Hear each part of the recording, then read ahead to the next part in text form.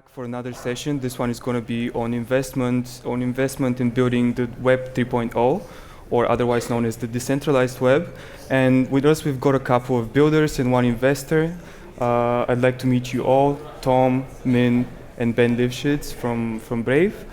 Before we get into the discussion, I want to go over what you guys do and what your companies do. So if you can give us a little introduction of who you are and what your company does and what you're trying to solve.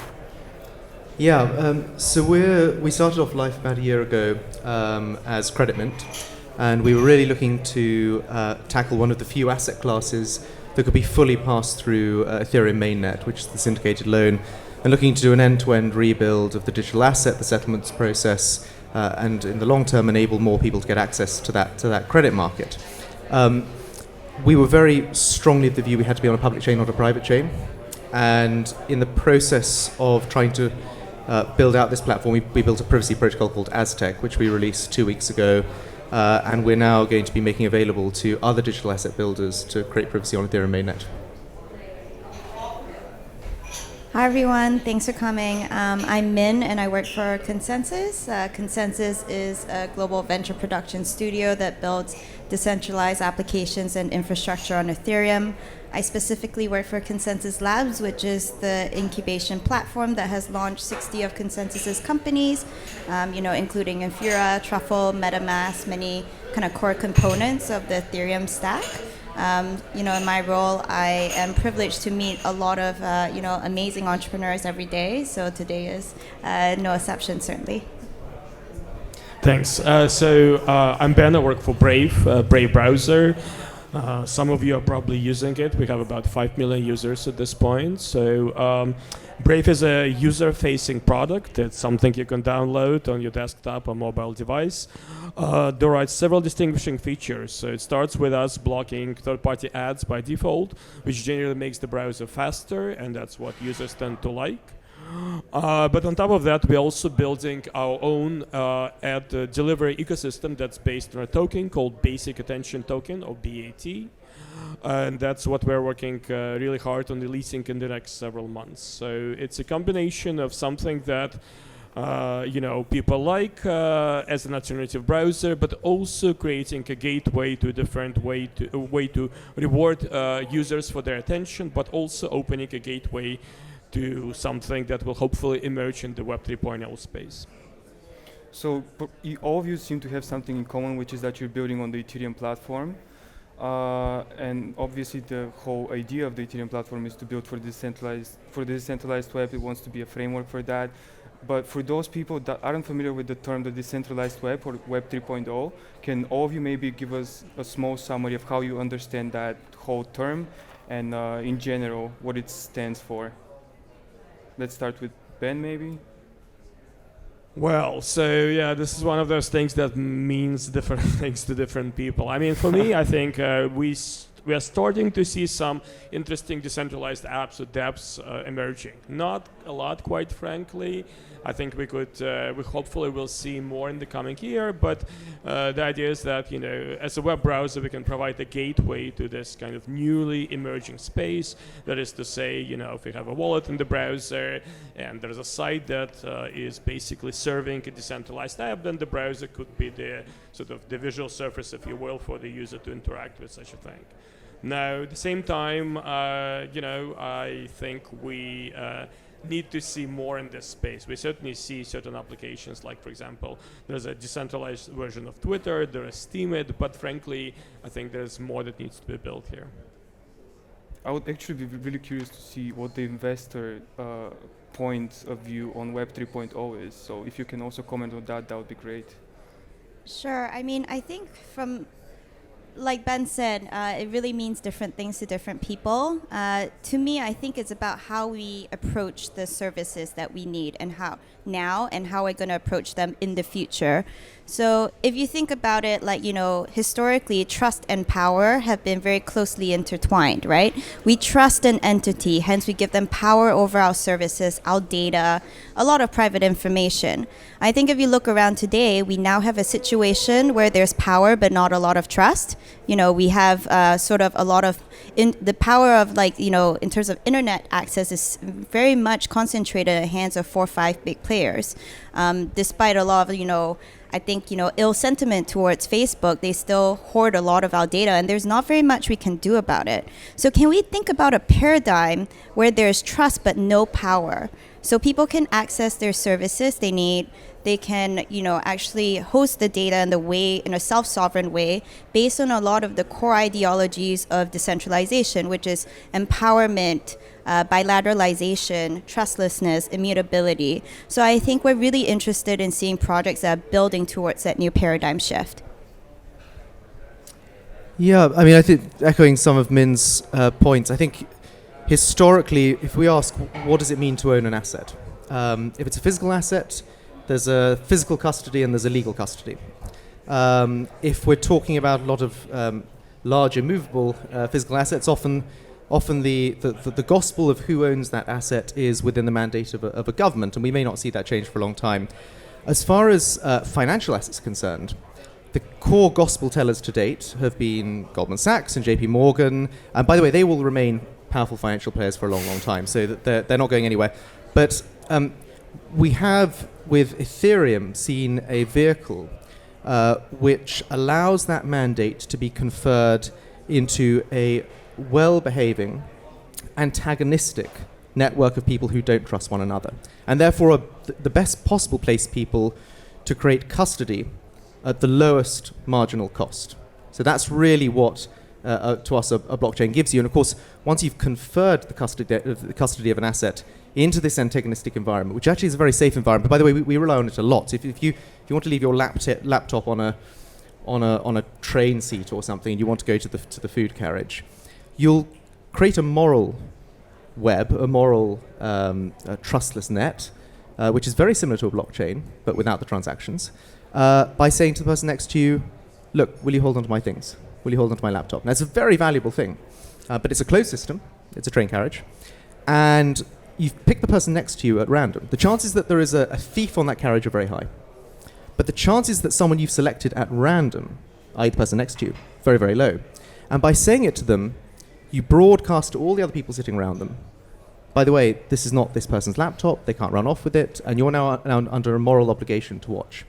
Ethereum swaps out the laptop for any kind of asset expressed on it natively in the first place, and it swaps out the moral obligation for an economic obligation. So I think that's the way that we see a blockchain.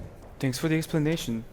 Ben wants to add something? Yeah, I'd like to comment as well. So when it comes to the web, it's important to think about how it's monetized, right? So, I mean, the web, for such a long time, we've been used to a web that's generally been appeared free to us, but of course it's not the case, right? If you think about how content monetization works. And so for a long time, we've had advertising being the vehicle of content monetization, but it's really a system that's changing a lot these days, right? So in part because advertising is really difficult to use as a monetization vehicle given the click-through rates being so low. Right, and now what you've seen in the last 5 to 7 years is the emergence of these walled gardens like Facebook and to some extent Google as well, where actually advertising within those walled gardens works well, but outside of that it's really difficult to get much done. And so, if you're a small blogger wanting to get paid for your content, well, these days you're largely out of luck.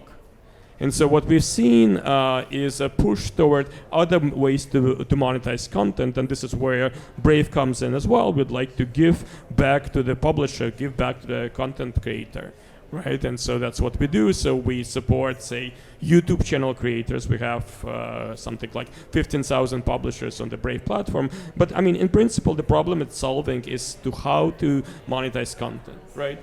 I mean, we see the system breaking all around us in so many different ways. And one way is that we see paywalls coming up everywhere, just about, right? Look at the Guardian, look at the Telegraph.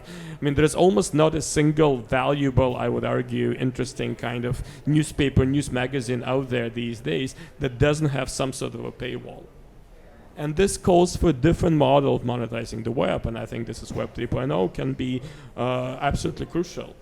The fact that we support transactions, an exchange of monetary value as a first-class principle I think that's tremendous. And I think we'll see all sorts of interesting models emerging on this platform as a result of that, just because, frankly, the current system is not really working. The web is no longer free, and we are more and more aware of that as users as well. So yesterday I was talking with Kavita Gupta from ConsenSys, I'm sure you're familiar, and we were chatting about how it's no secret that the market has been struggling since basically the massive boost in interest in December last year and January this year. The market the value has collapsed about 80 to 90%, and that is starting to affect companies in the space in a big way. We've seen tons of blockchain startups like SpankChain, the Ethereum Classic, a couple of Ethereum Classic development teams have had to shut down efforts because even though they believe in what they're building, they no longer have the resources to work with that. So we also see companies reaching into their reserves deeply. ConsenSys also had to make a big restructuring and downsize by 13% so they can focus on growth. And I was wondering, how has that difficult time affected your process, and how, for the builders, my question I guess would be, how are you making sure that you still stay on track and you have enough resources to build what you want to do? And then for the investors, how do you make sure that you basically have a chance to stimulate growth for those companies that you invest in, but also make a profit and also not stifle their innovation by taking too much equity? Let's start with the investors. Yeah, I think it's easier. Sure. I mean, I think from an investor's point of view, bear markets are the best time to buy because you create convexity at the front and you buy cheaply, if anything, right? Like where you have there's less competition on the capital provider side. If you have capital to deploy, you're in a very, very strong position. I think, when we sort of assess companies, and we sort of look at what's been happening in the market, of course, I think, the bear market will definitely cause a lot of people to rethink their budgets, tighten their belts, think more like, okay, well, if this bear market is not just protracted, but if there's a way it goes further, like how do we survive? You need to sensitize, not a lot of analysis. I will also say that the bear market is probably the best thing for productivity. ConsenSys published actually Ethereum by the numbers sometime last week. I encourage everyone to take a look at their blog post. But when you look at sort of like truffle downloads, I think we're up like 20% month on month, and way surpassed a million. Same thing with MetaMask. Infura is handling about 10 billion requests a day. We continuously see more interest in the space, more people shipping code, more smart contracts being uploaded. So I would say, if anything, there's probably a inverse correlation between prices and shipping. And I think it's also really good training for entrepreneurs. At the end of the day, you have to learn how to scale a company, but you also have to learn how to sort of bootstrap a company. And maybe everything ebbs and flows, right? At the end of the day, we are still tied to very nascent cyclical markets. And when in a bull market, everyone's a hero, but in a bear market, I truly believe the strongest will survive. So. Yes, I mean, as far as the bear market is concerned, I mean, we started our company during the height of the boom, and we refused to do an ICO, and I still feel that was right. The bear market, we should remember, it's a bear market in assets which overwhelmingly have no intrinsic value. So to me, that's rationalism. But I think, if you look at the native token on a blockchain, that's been a necessary piece of kind of bootstrapping. I'm not sure whether you call it economics, but it's been necessary to have a native token which has some sort of exogenous value, which is available to inject into the network to bootstrap ConsenSys. It was necessary. I'm not sure we'll need to cleave to it in the long term, but we needed them to begin with. It just set an unfortunate precedent in the form of utility tokens, which have a number of sort of odd properties in their most kind of vanilla sense. They have no claim on economics.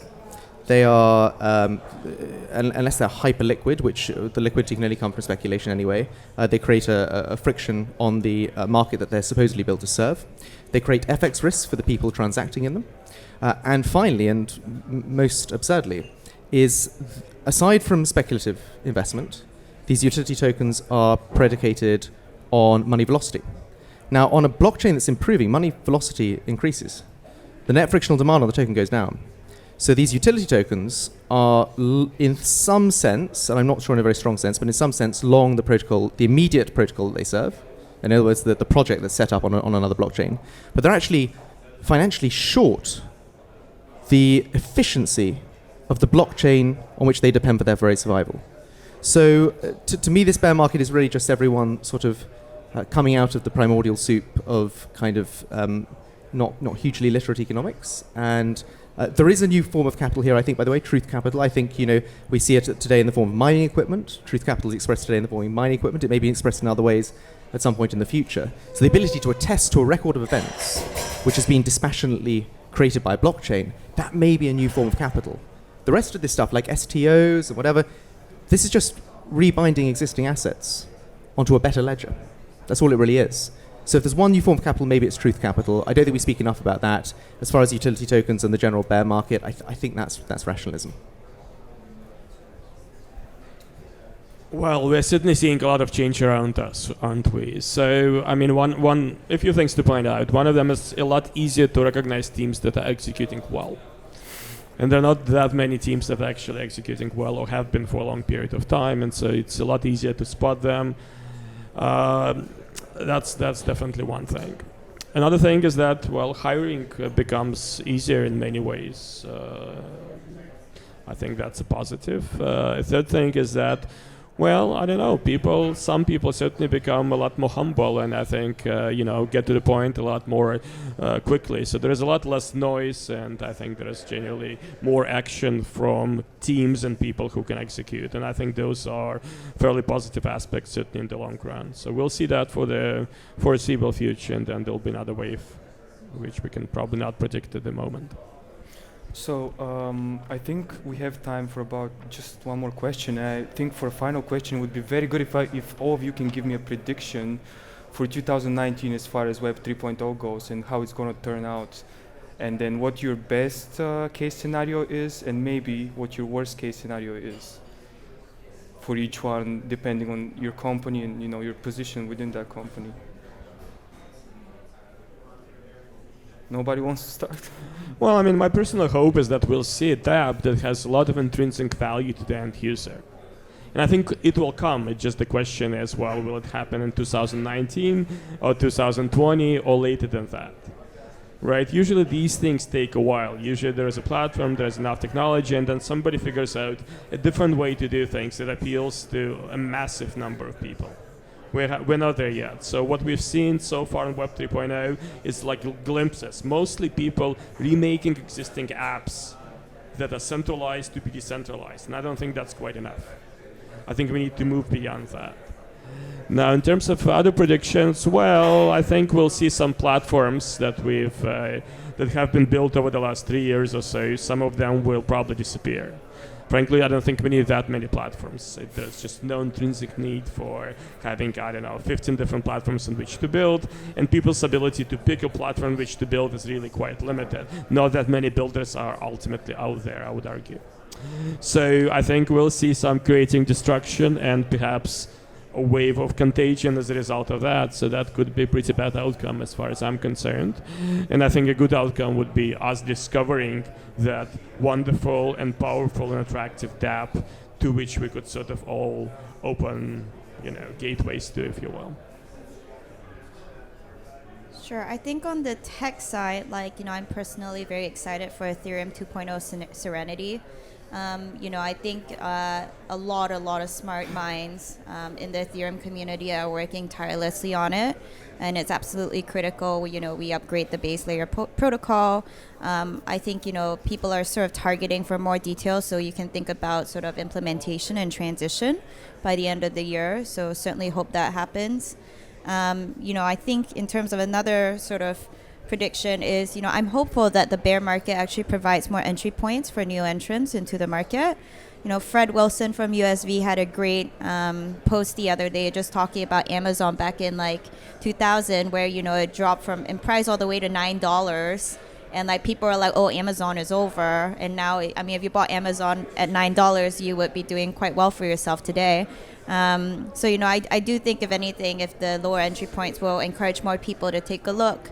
Maybe, use some of the Ethereum dApps it's cheaper to stake. It's, gas is a lot cheaper now. And I think, we can kind of focus on that mainstream adoption. It could be one, positive benefit of the bear market. I'd like to think that we'll see high notional assets held in more disseminated, fragmented ownership on public chains in 2019.